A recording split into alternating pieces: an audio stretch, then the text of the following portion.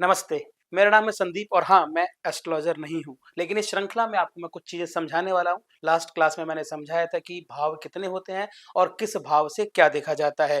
आज के इस क्लास में हम जानेंगे कि राशि कौन-कौन सी होती हैं और उनके स्वामी ग्रह कौन-कौन से हैं। लेकिन क्विक रिकैप मैं आपको बता दूँ, जैसा कि आपने पिछली क्लास में देखा था, वो ये था कि किस भाव से क्या देखा जाता है। पहला भाव हम तन यानी स्वयं को देखते हैं, दूसरा भाव धन, कुटुंब और वाणी को देखते हैं, तीसरा भ्राता भाव छोटे भाई बहन को देखते हैं, चौथा माता को देखते हैं, पैतृक संपत्ति को देखते हैं, पांचवा भाव पिता को देखते हैं, छठा भाव ऋण रोग और शत्रुओं को देखते हैं, सातवां भाव जया भाव यानी स्पाउस है, पति के लिए पत्नी और पत्नी के लिए पति भाव को यहाँ से देखा जाता है।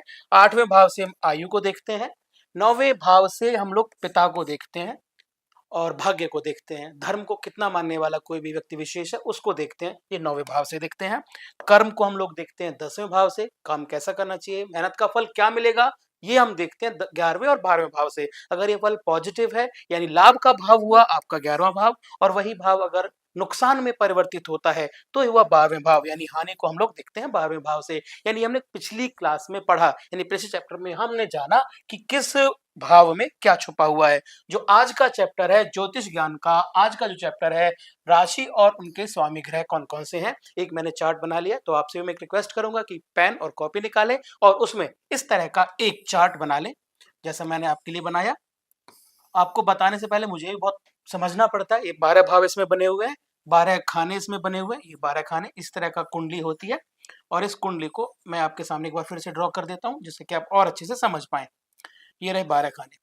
जहाँ ये एक लिखा है यानी पहला घर हुआ, पहले भाव की मैं बात कर चुका हूँ। इसकी जो राशि होती है ये मेष, इंग्लिश में एरीज कहते हैं, और इनके जो स्वामी ग्रह हैं। अच्छा, स्वामी से मतलब ये है कि कोई भी चीज ना ऐसे ही नहीं होती, उसका कोई ना कोई मालिक होता है। जैसे पेन मेरे पास है, इसका कोई ना कोई मालिक है।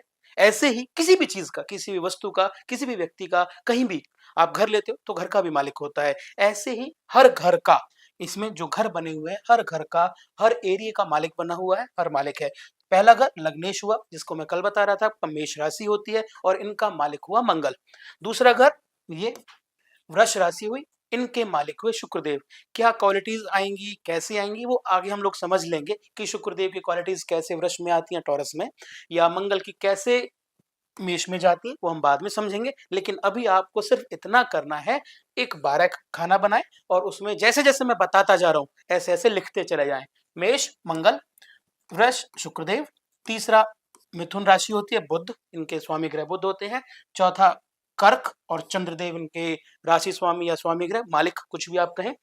पांचवा लियो सिंह, सूर्य इनके राशि स्वामी होते हैं। छठे की बात करते हैं तो ये कन्या राशि होती है और ये बुध देव होते हैं। अच्छा, अभी यहाँ पर गौर करने की बात ये है, मेष, जैसा मैं बता रहा बुध, बुध के साथ जैसे मैं बता रहा छठी राशि है कन्या है और बुध इनके स्वामी ग्रह हैं। ऐसे ही मैंने उस समय बताया था मिथुन के साथ, यानी मिथुन और कन्या, इनके जो मालिक ग्रह हैं, स्वामी ग्रह हैं, वो एक ही हैं।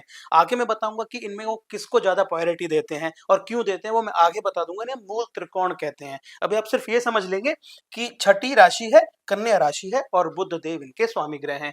सातवीं राशि की बात करते हैं तो तुला राशि होती है इनकी और शुक्र देव इनके स्वामी ग्रह होते हैं। आठवीं राशि की बात करते हैं तो ये वृश्चिक हो गए, मंगल इनके स्वामी ग्रह हुए। नौवीं राशि धनु ही और बृहस्पति, बृहस्पति यानी देवगुरु, देवगुरु इनके राशि स्वामी ग्रह हुए। मकर की बात करते हैं कैप्रिकॉन, सिंह, शनि इनके राशि स्वामी है, 10वें नंबर पे ये आती हैं। 11वीं राशि कुंभ हो गई, शनि इनके, इनके भी शनि है राशि स्वामी। 10 और 11वीं, ये दोनों राशियों के स्वामी ग्रह शनि होते हैं, यानी मकर के और कुंभ के दोनों के स्वामी जो है वो शनि देव हैं। और लास्ट राशि मीन, 12वीं राशि ये मीन होती है, मीन इनके बृहस्पति देवगुरु होते हैं। तो इस चैप्टर को आप यहाँ समझ लीजिए, ये राशि हुई और राशियों के स्वामी हुए। अब मैं आपको ये बता रहा था कि कई राशि जब आपने देखी हैं, समझी हैं, तो एक से अधिक राशियों के जो स्वामी ग्रह वो एक ही है। जैसे अब मैं आपको समझने के लिए 1 2 3 4 5 9 पूरे सीक्वेंस लिखा मैंने, 6 7 8 9 10 11 और 12, ये सारी है यहाँ पर। यानी 1 और 8 इन दोनों के जो स्वामी ग्रह हैं वो मंगल देव हैं। और जो मेन राशि है जिसे एस्ट्रोलॉजी में मूल त्रिकोण कहते हैं। जो मेन राशि है उनकी, जो कहते हैं ना कि यार इस पर मेरा ज्यादा प्रभाव पड़ेगा, मुझे समझना है तो आप मेष को समझना है, मंगल को समझना है तो आप मूल त्रिकोण इसको समझ सकते हैं। यानी मंगल का मूल त्रिकोण राशि जो है वो मेष है, और जो दोनों राशियां हैं इनकी 1 और 8, यानी पहली और आठवीं। आठवीं राशि कौन सी होती है? वृश्चिक। यानी मेष और वृश्चिक, इनके स्वामी ग्रह हुए मंगल, और मेष को ही मूल त्रिकोण में लेकर आते हैं। बहुत सिंपल। दूसरी बात करते हैं, दूसरी और सातवीं। दूसरी राशि हो गई आपकी टॉरस यानी वृष, और सातवीं राशि हो गई तुला। इन दोनों के जो स्वामी ग्रह वो शुक्रदेव होते हैं, और शुक्रदेव तुला राशि में इनकी मूल त्रिकोण राशि होती है। तुला राशि इनकी मूल त्रिकोण राशि हो गई। और अब बात मैं कर रहा हूं 3 और 6। तीसरे नंबर पे आती है आपकी कन्या राशि, सॉरी, तीसरे नंबर की होगी मिथुन राशि, और छठे नंबर की होगी कन्या राशि। और कन्या राशि इसकी मूल त्रिकोण राशि होगी। बुध देव की जो मूल त्रिकोण राशि है वो है कन्या राशि।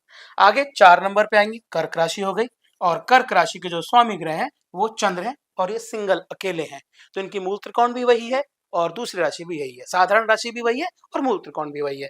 पांचवी की बात करते हैं तो सिंह राशि हो गई, इनके स्वामी ग्रह सूर्य हो गए, ये भी अकेले हैं, इनकी मूल त्रिकोण भी यही है और साधारण भी यही है। अब बात करते हैं देवगुरु बृहस्पति की। ये दो राशियों के स्वामी ग्रह हैं, एक तो 9वें नंबर वाली की और एक 12वें नंबर वाली की। और जो इनकी जो मूल त्रिकोण राशि है वो है धनु राशि, यानी जो 9 नंबर पे आती है। जो 12वें नंबर पे आती है मीन, ये इनकी साधारण राशि है। बहुत सिंपल समझने की कोशिश कर रहा हूं मैं, और समझाने की भी कोशिश कर रहा हूं कि दो दो राशियों के जो स्वामी ग्रह हैं उनमें मूल त्रिकोण कौन सी है और साधारण कौन सी है। अब बात करते हैं 10वीं और 11वें नंबर की राशि की। 10वीं राशि हो गई आपकी, और 11वें नंबर की राशि हो गई। जैसा 10 मकर और 11वां कुंभ, इन दोनों के जो स्वामी ग्रह हैं वो हो गए शनि, लेकिन जो मूल त्रिकोण है वो हो गई कुंभ। बहुत सिंपल समझने की कोशिश मैंने आज ये की कि आपको सारी राशियों के बारे में पता हो, 12 राशियां होती हैं, उनके स्वामी ग्रह कौन से हैं वो पता हो, और उनकी साधारण और मूल त्रिकोण राशि कौन सी है ये पता हो। मूल त्रिकोण का अर्थ होता है कि उनकी मुख्य राशि कौन सी है, वो ज्यादा फल किसको देते हैं। जैसे एक ही परिवार में मान के चलते हैं, 2 बच्चे हैं, एक बच्चे से पूरे परिवार को बाद में जाने लगता है कि भाई ये वो परिवार है, इसके बच्चे बड़े वाले बेटे का नाम ये है, इससे इस परिवार को जाना जाए। ऐसे ही अगर यहाँ पर मंगल देव की 2 राशियां हैं, एक साधारण और एक मूल त्रिकोण, तो ये मेष राशि में मूल त्रिकोण राशि में होता है। तो मुझे लगता है यहाँ तक मैंने चीजें क्लियर कर दी हैं। अगर आपको भी कुछ पूछना है, समझना है या बताना है तो आप मुझे बता सकते हैं। बाकी चैप्टर तो आज का इतना ही है, कुछ सवाल आपके हों तो आप मुझे बताएं। कुछ भी आपकी कुंडली में समझ में ना आए, कुछ भी ना पूछना है आपको, कोई किसी के पास जाने की जरूरत नहीं है, आपको मैं बता देता हूँ। इसे हम टिप भी कह सकते हैं, टिप ऑफ द डे या टिप ऑफ द चैप्टर भी ये कह सकते हैं कि आपको शनि चालीसा या हनुमान चालीसा का नित्य प्रति अगर आप पाठ करते हैं तो आपको कहीं भी कुछ भी करने की आवश्यकता नहीं है। आपका ध्यान में मन लगेगा, आप हनुमान चालीसा का पाठ करें और शनि चालीसा को समझें और पढ़ें। तो ये आज का टिप ऑफ द डे है। बाकी क्लास आपने समझ ली। आपको ये वाली क्लास समझनी हो तो मैं लिंक बायो में डाल दूंगा। पीछे वाला चैप्टर यही था कि हम किस भाव से क्या देखते हैं, और आज का जो चैप्टर है वो ये कि राशि कौन सी होती है और त्रिकोण राशि कौन सी होती है। आपका कोई सवाल हो, कुछ बताना चाहते हो, कुछ कहना चाहते हो, तो कमेंट बॉक्स आपका हार्दिक स्वागत करता है। नमस्कार।